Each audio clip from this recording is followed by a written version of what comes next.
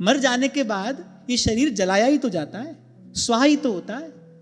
तभी तो कबीर कह रहे देखे है जाएगी, ये तो स्वाहा हो जाएगा, फिर कौन कहेगा दे, कौन आएगा तुम्हारे द्वार पर। और वैसे भी भाई कोई द्वार पर आता है ना तो समझना कि तुम दाता जैसे लगते हो, तभी कोई द्वार पर आता है। भिक्षुक के द्वार पर कौन जाता है याचना लेकर? जो स्वयं भिक्षुक है उसके द्वार पर कौन जाएगा? किसी समर्थ के पास ही तो कोई आता है। जो परोपकार करने में समर्थ है उसी से तो कोई आशा लगाता है। इनकम होती है तो इनकम टैक्स लगता है। भगवान आपको दाता बना रहे हैं तभी आपके द्वार पर याचक आया है। और मैं कहता हूं आप देने के लिए तैयार तो रहो, आप देने के लिए तत्पर तो रहो। प्रभु स्वयं आपकी सामर्थ्य बनेंगे, भगवान बनेंगे आपकी सामर्थ्य। हाँ, लेकिन इस कपट के कोट से, इस स्वार्थ की ओट से आपको बाहर आना पड़ेगा। और कितनी सुंदर बात, हजारों लाखों में से दृष्टि गई भगवान की किस पर? दधीचि पर। क्यों? क्योंकि परोपकारी है।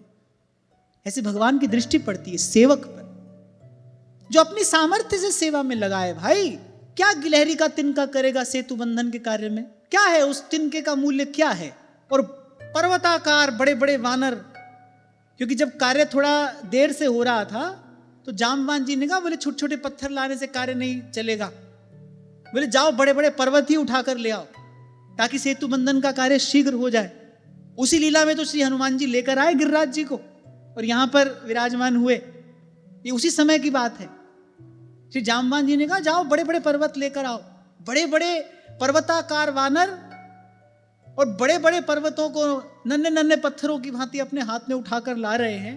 नन्ही सी गिलहरी तिनका लिए यहां से भाग रही है, वहां से भाग रही है, बड़ा परिश्रम कर रही है। क्या करने वाला है उसका तिनका? पर इस परोपकार की भावना ने क्या किया? ठाकुर जी की गोद में बैठा दिया, ठाकुर जी के स्नेह का, लाड़ का भाजन बना दिया। उसको दुलारने लगे प्रभु। किस लिए? क्योंकि वो जो सेवा की भावना है ना, जो परहित का, परमार्थ का जो भाव है, यही जीवन का भूषण है भाई। और यहां तो स्पष्ट कहा है जीवन किस लिए मिला है। शरीर अमाद्य खलु धर्म साधनम। धर्म क्या है? परहित ही धर्म है, परोपकार ही धर्म है, परमार्थ ही धर्म है।